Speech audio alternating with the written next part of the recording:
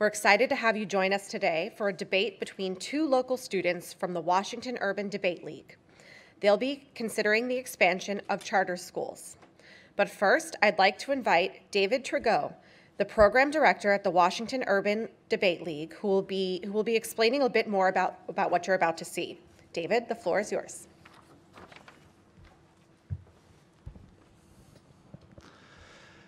First of all, we'd like to thank the Atlantic for hosting us. Our students, we've had more than 450 of them this year, all work incredibly hard and have come up with some truly amazing ideas addressing this year's topic of education. Today we have a debate between two of our best and brightest, Paola Almendarez goes to DC International, a charter school which has partially shaped her experience, and Paris Smalley, who goes to Charles Flowers High School, somewhere over near the football stadium. I had to find that out too. We're going to have 4 speeches today with some questioning in the middle. The affirmative, Paola will talk about charters. Paris will ask some questions. Then we'll have the negative talk. We'll ask some questions. We'll have closing statements at the end. And once the students are done debating, we'll open the floor up for questions from the audience. You can engage them about the topics they're debating, what it's like to debate, their thoughts as young people who have done a lot of research about these education issues. So I'm going to stop talking because this isn't about me, it's about them. Whenever you're ready, ladies.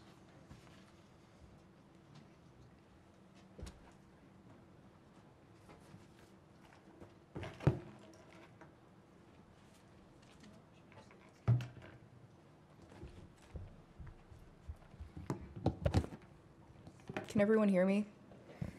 Okay. Paris, are you ready? Yes. Okay. Just to make sure, is everyone in the audience ready? Yeah. Okay. According to the District of Columbia Public Charter School Board, 46% of students that attend public school attend charter, and there are 118 charter schools that are open in DC, and enrollment just keeps on increasing. One of these schools is DC International, which I attend, one of the only charter schools in the area that teaches the IB curriculum, which connects its students to ones all across the world. Today, we'll be arguing that charter schools like DCI educate students far better than traditional public schools, provide innovative education, and push public schools to improve themselves, which means charters are better for the education system as a whole. First, traditional public schools aren't serving students well now, especially those in poverty. According to Lindsay Burke from the Heritage Foundation in 2016, the promise of public education in America is that every child will have access to high-quality education that meets their learning needs. Unfortunately, the school system falls short of that promise. The education system guarantees all children access to a seat at a school assigned to them based on their location. In theory, all of these schools must meet a certain standard, but in practice, this guarantee doesn't exist. The schools to which students from low-income families are assigned tend to underperform significantly on average. Charter schools not only provide equal access of education for all, but they serve minorities better than the traditional public schools. As charter schools use a lottery system and aren't restricting to a neighborhood like traditional public schools are, they admit students from different backgrounds and from all across the city. According to Howard Fuller and Nina Reese in 2017, charter high schools are better than their traditional peers. It's a reality that's supported by a lot of evidence. A Stanford study found that charters do a dramatically better job educating children of color than traditional public schools. Additionally, charter schools work to reduce the achievement gap and are not only better for students of color, but also students with disabilities. Adam Ozimek from Forbes in 2015 states that both the 2009 and 2013 study found that charters did better for students in poverty. Finally, Grace Chen from Public School Review in 2017 made this conclusion, as many researchers have made time and time again. Students who come from lower income families or students who are English language learners have higher success in performance rate in charter schools than in traditional public schools. Secondly, charter schools are key for competition and pressure public schools to be better for their students. As Greg Forrester from the Friedman Foundation states in a report about school choice released in 2016, school choice improves public schools. Empirical evidence consistently shows it. Choice improves schools because it gives a way to hold schools accountable for their performance. Poor and disadvantaged families get the least amount of attention from the system and are least likely to have the means to seek private schooling. Schools lack the client empowerment essential for producing better performance. Monopolies provide poor quality because they have nothing bad to happen to them if they don't serve. Roland Fryer from Harvard reports that by disentangling which factors made charter successful and demonstrating that these factors are able to take from the root of traditional public schools, we have illuminated a path forward, expanding this approach to similar schools across the nation while experimenting with combinations of reform can help us better understand what works for different schools. Moreover, charter schools improve the performance of traditional public schools as they fuel research. According to Chester Finn from U.S. World News and World Report, charters are the research and development laboratories for districts and competitors to districts and replacements to districts. They're a laboratory for testing different approaches and ideas that are replicated in district schools. Overall, charter schools provide students who would traditionally get zoned into problematic schools of the neighborhood a chance to go to a better school that better fits their needs. The choice that they are given pushes for socioeconomic equality. Charter schools represent school choice and the opportunity to go to the school that best fits your needs. When looking at the bigger picture, charter schools represents what we should strive for when it comes to education. Schools where students, regardless of their race, social status, and gender, have equal access to quality education that gets them far in life, especially in a world where education is our biggest tool. School choice, such as an opportunity to go to school in your city, even though it's not in your neighborhood. As Virginia Ford of the Black Alliance of Educational Options in 2017 put it, access to quality education shouldn't depend on where you live. Families too often are forced to send their children to a default school regardless of the quality of the education that they give. We must have a robust system, state-based choice if we intend to empower students in America. School choice uncouples decisions about where to send children to school, which allows schools to provide different offerings to families. And we truly want to desegregate our schools and promote academic achievement, enact universal choice. Similarly, David D'Amato from the Heartland Institute writes that school choice actually closes opportunity gaps previously set from unequal educational opportunities. In assigning students to their schools based on their physical address, the government education system has reinforced ethnic, social, and economic homogeneity and thus segregation.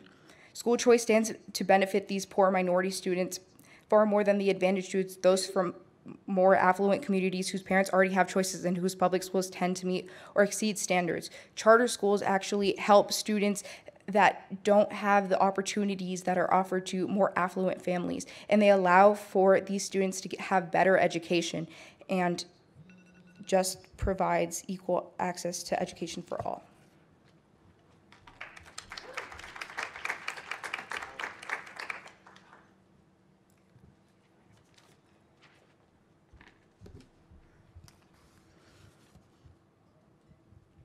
Testing. Okay. Are you ready for cross-sex? Yeah, do you know what the time is again? It's 3 minutes. 3 minutes? Okay. Let me start my timer. Okay, ready? Yeah. Okay. My first question is, how do charter schools help desegregate schools in other areas? So students, as like stated by the evidence that I read, students, when it comes to public schools, they are zoned to like the schools of their neighborhood. So public schools only accept students that are like in a certain radius of like a block radius, which like if they're in a more poor neighborhood, then they have like less resources. But charter schools, since they have, since they use the lottery system to accept students, which means that they like assign a randomized number to a student, and that's how they generate how they get the students. It integrates students from all over the city, and more like it helps like desegregate like the school system as it is now. Okay. Sorry, I'm still reading my flows. So charter schools only take students from one city, so they take them in a radius, meaning that they're only taking students in a lottery, for instance, from that one city? Yeah. Okay. And do charter schools always use lotteries to accept students? Yeah. Okay. How do charter schools better serve minority students and students with disabilities? So charter schools better serve these vulnerable populations because they have more resources than traditional public schools would have. As I said before, traditional public schools only have the resources provided to them based on like where they're located and the students they serve. So for example, if they're like in a more affluent neighborhood, they would have like more resources and would, for example, if like a public school was placed in like a majority white neighborhood, they would have probably more resources, but if they're placed in like a poorer neighborhood, then they would have a lot of like less resources. So charter schools, they allow for like, as I said before, integration of the students, and allows for like equal access to like educational opportunities and better resources. Okay. Do you agree that charter schools take both private funds and public funds away from school districts? Can you repeat the question? Do you agree that charter schools take both private funds and public funds from school districts? Charter schools only take public funds from like school districts. They don't. Okay. They're just run by like a charter board, which dictates like what curriculum they teach and like how they're gonna keep the school accountable. Okay. Thank you. I have no more questions.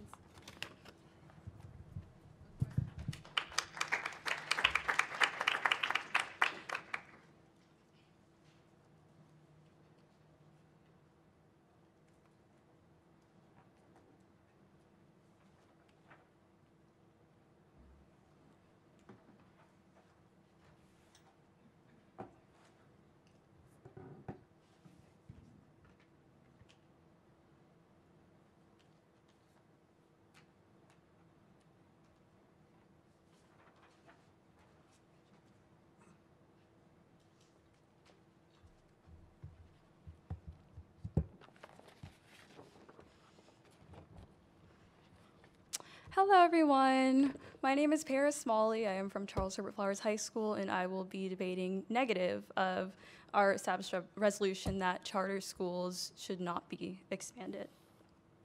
Ready? Charter schools should not be allowed to expand for the following reasons. They strip away funding from public schools, rendering them unable to compete. They exclude poor-performing students through the harsh discipline policies, and the lack of oversight to charter schools allows them to be as selective as they want. Number one, charter schools take away funding from public schools, rendering them unable to compete with public schools. Expanding charter schools trades off with funding for public schools. According to a study led by Rutgers University professor Bruce Baker, public schools are receiving less funding due to the expansion of charter schools in the 11 cities studied. Many of these cities being places where charter schools are expanding, such as Philadelphia and Detroit. This negatively affects public schools because many districts aren't able to adjust costs per student, as they are fixed costs to running a public school, such as the overall or school overhead costs and district-wide costs that do not fluctuate based on individual student enrollment. In addition, according to a study by Columbia University, it found that school districts of Albany and Buffalo were losing a combined total of at least $80 million to charter schools in an area where charter schools are expanding. My opponent says charter schools force public schools to compete, but how are they going to compete? How are they going to serve their students and have the resources to do so if they cannot be adequately funded due to charter school expansion? My opponent says that charter schools take funding from different cities and combine different districts so that one public school may not be able to receive low or less funding than another public school. However, this just perpetuates the problem because it does not allow the public school in low-income neighborhoods or neighborhoods that aren't receiving enough resources to actually flourish, therefore not serving their students. This brings me to my second contention, which states that charter schools exclude poor-performing students through harsh disciplinary procedures. According to the 2014 state data from New York, charter schools represent 7% of the district's total enrollment, yet they account for only yet they account for 42% of all suspensions. And according to DCPublicCharter.com data, from 2010 to 2013, DC charter schools expelled 676 students, while the city's traditional public schools only expelled 24. This shows that charter schools can expel students and can suspend students that they do not want or do not find fit for their charter school. So while my opponent may bring up data saying how good charter schools are and how better they achieve versus other public schools, this data will always be skewed because charter schools are able to take out the students that aren't performing on the level that they need them to perform. Also, this causes higher dropout rates. According to Balfour's 2013, being suspended once in 9th grade doubles the likelihood of dropping out from 16% to 32%. And dropouts are 3.5 times more likely to be arrested than high school graduates, and more than 8 times more likely to be incarcerated, according to 2008 research by Brian Lee and others. Therefore, not only are we going, by expanding charter schools, not only are we saying that we are able to essentially expel more students, but they're also more likely to be dropouts, which would result in higher incarceration rates. Now, Contention 3 states that charter schools' lack of oversight allows them to take whatever students that they want to admit and not necessarily use the lottery systems the way that they are designed, as my opponent stated.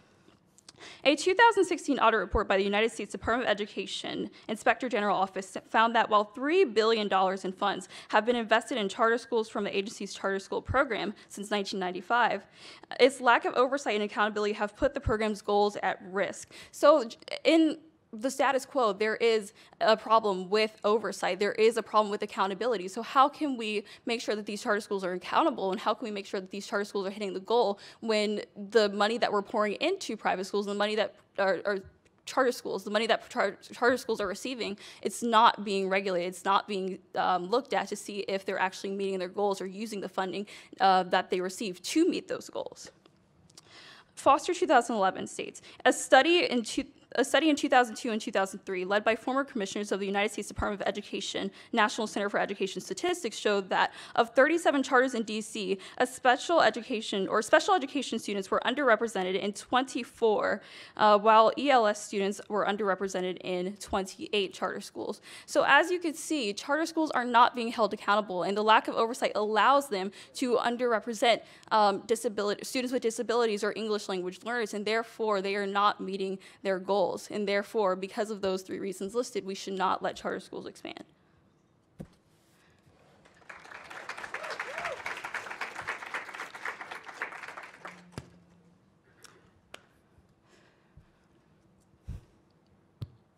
Okay, this thing's on, right? Yeah. Okay.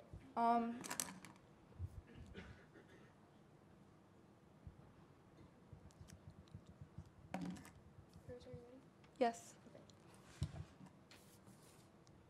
So your first contention was on expansion and how they charters strip away funding from public schools. Yes. What was the statistic on that? The statistic, well, it wasn't like a percent, but I read evidence by Bruce Baker saying that public schools are receiving less funding due to expansion of charter schools, and the districts of Buffalo and Albany, they lost a combined amount of $80 million. Million? Yes. Okay.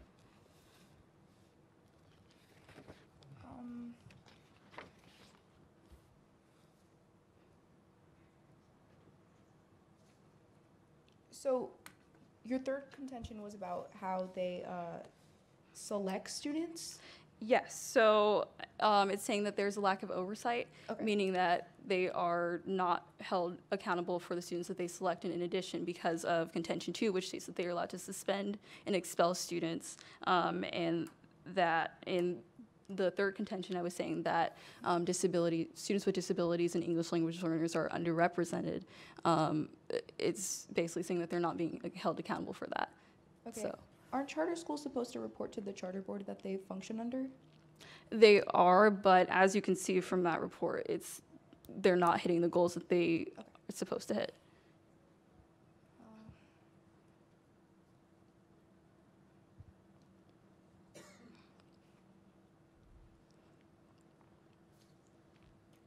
So you said that charters, they kick out students more at a higher rate than public schools do? Yes, disproportionately. So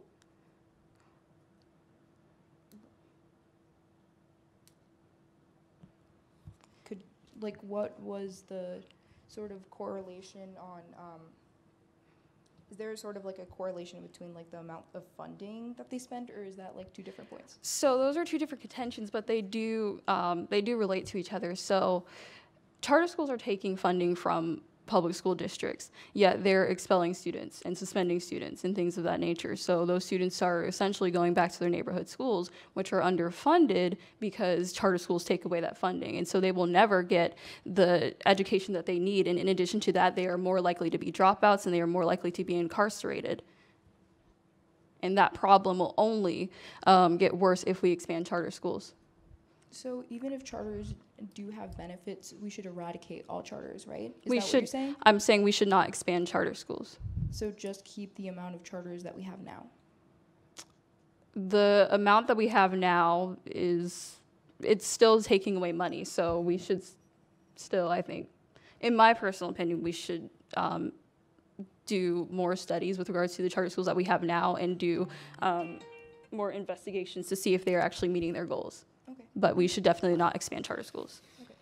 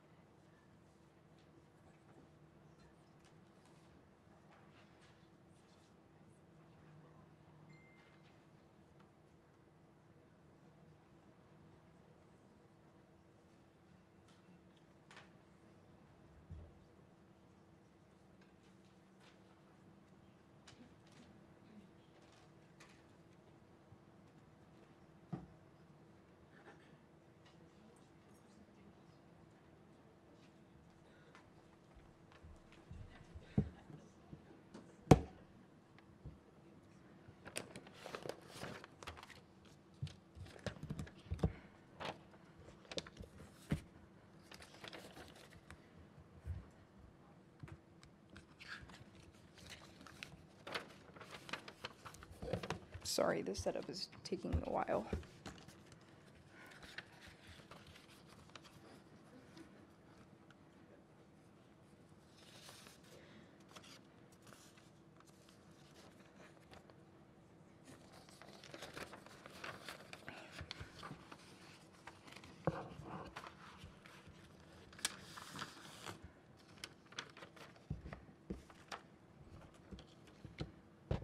Okay, Paris, are you ready? Yes. Is everyone else ready? Yes. Okay. Okay, so my opponent, she makes this whole list about all of the problems with charter schools, but just because an institution has problems doesn't mean that we shouldn't expand. She doesn't provide a reason why we can't fix charter schools. She just says that she points out all of the problems with it and doesn't provide, and this is the reason she gives on why we shouldn't expand or increase the amount of charter schools in like a district. But This doesn't mean we shouldn't eradicate it or shouldn't move on. There are always policy options that mean that we can improve charter schools. For example, one of her main points is that they strip funding away from public schools. All of the funding that school districts have, they get from the federal government, and as many people know, it's common knowledge that the education budget is not very big. We can always get more money from other places from the budget. For example, the military has a giant budget that they do not need, and that can be put into education, which already solves my opponent's first contention about that they strip funding away from public schools. Her second contention is that they exclude they expel students, and they expel students, like the suspension rate increases, that this leads to more high school dropouts and more incarceration. But although this is a problem, that doesn't mean we can't fix it. It doesn't really give a reason why we shouldn't expand. This institution always has room for improvement, and that means that we, with different issues such as better regulation of charter schools or better laws surrounding charter schools, can always improve this. Don't let my opponent discredit all of the positive effects of charter schools. Like I read before, the fact that they give students of color and students that would be considered oppressed a better chance to succeed in the world with the education that they gain from charter schools. They are integrated. Charter schools are more integrated than public schools are right now, and they provide for more resources, they have more educational opportunities, and you shouldn't let my opponent discredit this. She doesn't regard this. She doesn't address the fact that my first point, that public schools are worse than charter schools. So just falling back on public schools, which already make the majority, is not going to solve any of the problems. We already have underlying problems of there's desegregation. Desegregation is happening all over again. Races are divided, but education is the way that we can solve this. And charter schools is just a vehicle for us to unite the races and different people in a setting. Students that come from affluent backgrounds are zoned to a school with a lot of resources that they have. They can go on more field trips. They have more educational opportunities. But public schools, what they do is that they just allow it just allows students to go to schools that are near them. So that means that students that go to a school with no resources or in a terrible neighborhood means that they don't have the same educational opportunities, which means that they're already disadvantaged in life. And education is the way that we equate and provide equal footing to both students. So expansions of charter schools are better than doing nothing, because they provide students with equal opportunities in life. And saying that we shouldn't do that because of the list of reasons that my opponent has made doesn't mean that we can't do something with charter schools, because as I've read before, a lot of evidence in my previous speech, that they are really effective and are better for students in general.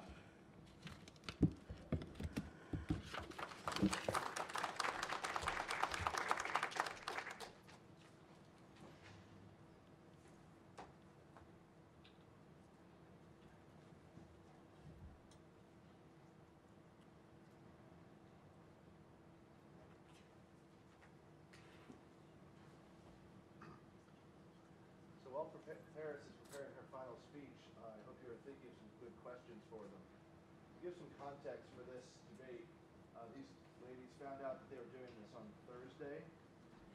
So I'm actually very impressed at a lot of research they've been able to pull together essentially over the weekend.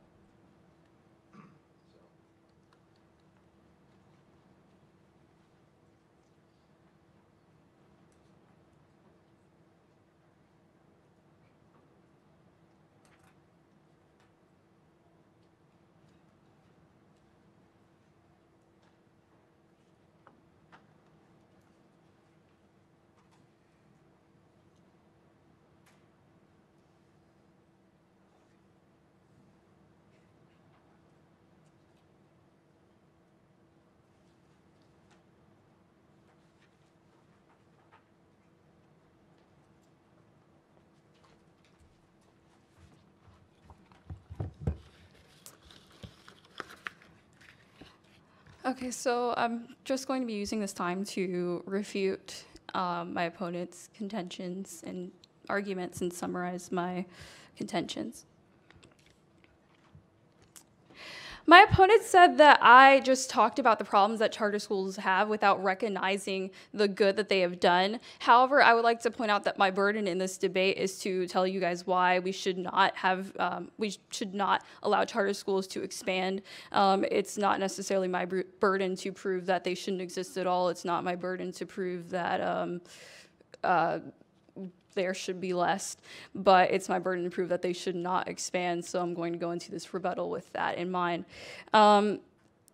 Also, she stated that there are always policy options to regulate charter schools. However, the point of a charter school is to be free of regulations. That's why charter schools exist, so that they can be innovative. My opponent's benefits from charter schools are coming off with the idea that charter schools are there to innovate because they are not bogged down by regulations. They are not bogged down by policy. So while my opponent is trying to encourage policy solutions and regulatory solutions to address the problems that charter schools have, I would like to point out that what is the purpose of a charter school if they're just going to be bogged down with regulations like public schools? We're still going to take money away from public schools. We're still going to take money away from districts, and therefore we're just still zapping away money. We are perpetuating the divide between different districts because money is going to be taken out of those districts just to put it into another school that will be bogged down with regulations to solve the already existing problems that it has. My opponent said that charter schools can help solve segregation. However, school choice is historically a racist concept. It was implemented for white students and elite families to get away from public schools. How can a system that is entrenched with a racist legacy help solve segregation? In order to solve segregation, we need to put more resources into our public schools, into our urban schools, into our urban communities, and that will never change if we expand charter schools. I read several studies saying that charter schools have been taking away money and stripping away funds from public schools, and some of that money from that that public schools need is not negotiable. It's not based on how many students attend there. And in addition to that, as I've already stated, a lot of students that go to charter schools are disproportionately expelled. Therefore, they are going back into the public school system, and those resources that were stripped away from public schools to fund the charter schools in the first place have to serve the students that they gain in the middle of the year because of the expulsion rates that charter schools boast. So not only are we perpetuating the problem that charter schools have today, but by expanding charter schools, we are going to sustain that problem and continue to sustain that problem, in addition to sustaining a legacy of racism, which is the reason why charter schools were created in the first place. Also, my opponent said that we need to give charter schools time, or over the past couple of years, charter schools have shown great results. The charter schools started opening up in the 90s, and these problems still exist today. At what point will they be solved? We had enough time, and they still exist, and they're going to be perpetuated because charter schools are expanding in the status quo, and that expansion will only lead to these problems worsening. I would like to ask my opponent, who are charter schools working for? Are they working for the elite families who can navigate through the system? Are they working for the minorities, the students with disabilities, and the English learning language students who are kicked out of these schools or not chosen? Or are they working just for the elites who can navigate through the system, just for the people that they want to say that they have good achievement and good test scores? Charter schools only help solve problems or help get them more funding because they are able to admit whoever they want. And therefore, we are perpetuating a system of inequality. We are perpetuating a legacy of racism. We are perpetuating a problem where more and more schools are not held accountable. Thank you.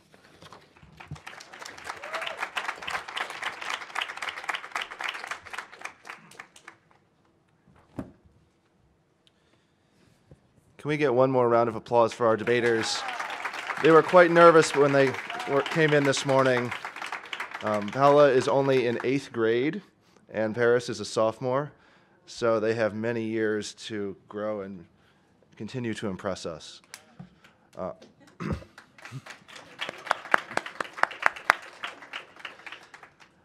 Do we have any questions from the audience? We have a mic wandering around the back of the room.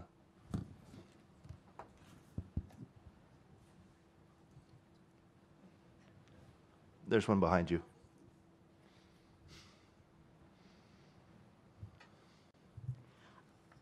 Great job, both of you. I'm just curious, can you each comment on whether you go to a charter school or public high school? I mean, public charters, obviously, but whether it's charter or not a charter school. And I'm with Living School New Orleans, which will be opening up in 2019 as with all New Orleans schools, a charter school. So I attend a public school in Prince George's County, Maryland. I attend a charter school here in DC.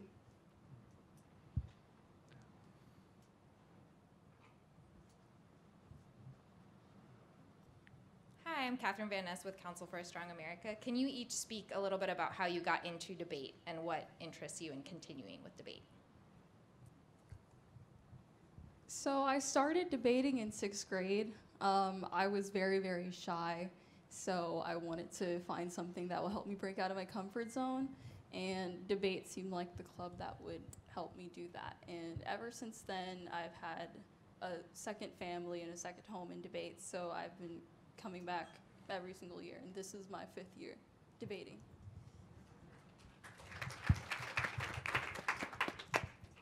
So I also started debating in the 6th grade. I just stumbled upon the club because everyone was new in the 6th grade and clubs were just forming and I had nowhere to eat lunch. So that's where I went and I fell in love with the activity. I am now more informed about what's going on in the world. I'm going to continue with debate going forward. I really love how it connects me to other people and I get to see other people's perspectives on different issues. For example, this year's resolution was on education and last year's resolution was about China's relationships with the United States. So I just really like the activity.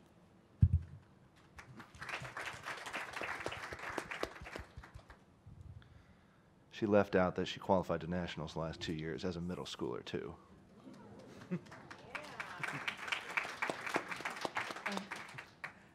Hi, my name is Zainab. I am an alum from Charles Herbert Flowers High School. And I just want to, I'm so proud of you. I just want to ask, like, how do you feel that the school really supports you? Because I know there's been a lot of change since I've been there. I graduated in 2013. Could you repeat your question? Sorry. How do you feel that the school supports you in different ways? Like, when it comes to, like, counseling or extracurriculars, or how do you feel like you really belong to the school? So I'm a part of Flowers High School's Science and Technology program. So next year I'll be going into the biology track. I have received a lot of support from the science and technology coordinators in all of my academic endeavors, not just with regards to those science and technology courses. They help me with my electives. They even help me with debate. They try and support me. The debate team, all of the teachers there, they love the debaters, so they try and offer us as much support as they can. Overall, it's a really, really nice environment. Everybody is, at the end of the day, just trying to do their best, and everybody's there for each other to make sure that nobody's slacking, nobody's falling behind. We're just kind of one big family, and I feel in my next 2 years I won't have any trouble with anyone, because if I have any trouble with a person or with a class, I know that there are people in Flowers that I can go to help me. So it's a wonderful, wonderful school. Paula, why don't you answer that question from your experience at DCI too? Okay, so DCI is it's a combination of 5 different schools in one school. That's how DCI was created. So there's like students from different backgrounds. DCI really allows for a combination, like it combines different cultures and is really like welcoming, and the students are really accepting, and they're always supporting each other, so it doesn't matter what activity you do. For example, like our robotics team is really supported by like all of the grades, and so is the debate team, and we just have like a lot of resources there that even though like if we feel like we have a problem, we can go to someone and talk about it and find a solution.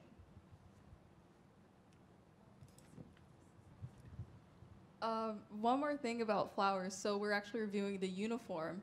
I'm not sure if the uniform was the same back in 2012, 2013, or before then, but we're examining if we're going to continue with uniform next year or just have a dress code. So that's the new update with Flowers. And I'm advocating for no uniform. Seems like we have a question in the front row here. Going back into the debate, would you stick to your claim saying that charter schools here in DC don't take away money from public schools? So I've been going to charter schools for most of my life, and I know a fair amount about charter schools, but I'm not very aware. I know that DC has a very strong sort of like charter program, if that makes sense. Like they have a lot of charter schools, and as I said before in my first speech, there are 118 charter schools in DC. So I'm honestly not very sure, but I feel like I would not stick to that fact that they're actually taking money, because I think the issue surrounding charter schools is really like the way that charters and public schools sort of interact with each other, and the way that they interact with funding. They're sort of approached from a different lens and from a different perspective. So I feel like there are a lot of different sort of positions on both, on whether like traditional schooling is best or whether we should go to like or if charter schools are better. So honestly, I'm not really sure.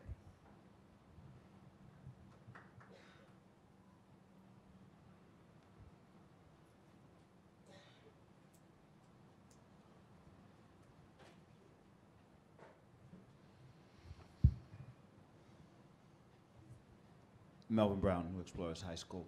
I wanted to ask about the data. Did anything jump out at you when you saw it and said, wow, this is amazing, or this, when you did your research, did anything really surprise you on both sides?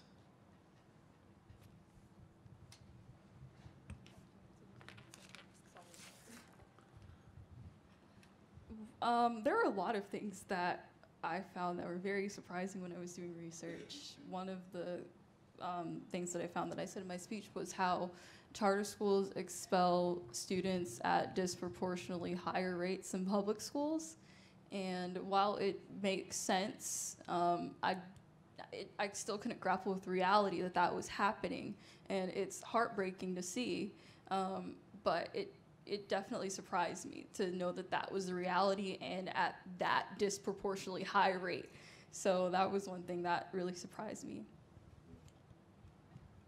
One thing that surprised me was that, so sort of trying to build my first speech, I also had a view on like what Paris would say, sort of trying to like build it so that way there weren't that many holes in the arguments, but there was a lot of evidence. Like I already knew this, but I feel like the number that I found shouldn't have been that high, about how segregated charter schools are compared to public schools, how they even like they, as Paris mentioned, they usually have more funds compared to public schools, and they also sort of like, it depends sort of on the district. Like my first speech, that really surprised me, that 46% of the students that are students here in DC go to charter schools, and how like this rate is different in different districts depending on like different education districts around the country, depending on like the funding that they have or sort of the resources that their state has.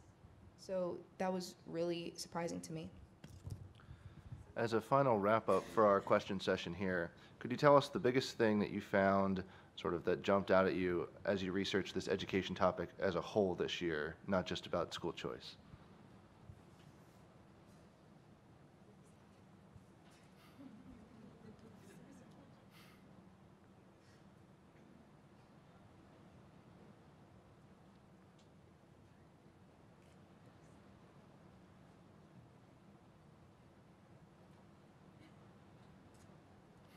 We did a lot of research. I would say segregation. We spoke a lot this year about segregation, how it still exists, and efforts to desegregate schools. My partner and I, this year, we ran a case saying that we should desegregate schools by overturning Milliken versus Bradley. And it was just very, very surprising to see that it still exists, or not even realize that, because I attend a predominantly black school.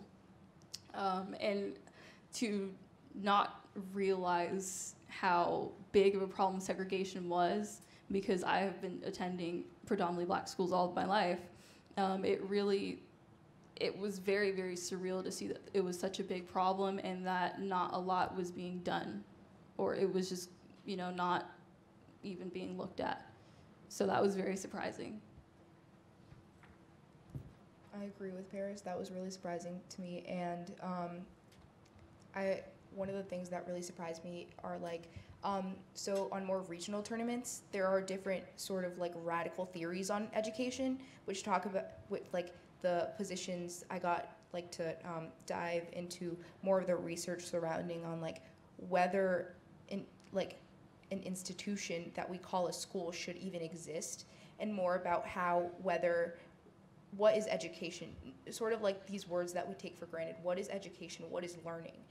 Do we need schools to learn? Do we need a school to provide us with education? I feel like I dived into that, sort of going against that. I feel like that was really interesting and sort of allowed me to see past this sort of ideal that we just take for granted, oh, I go to a school, but more of should we have schools?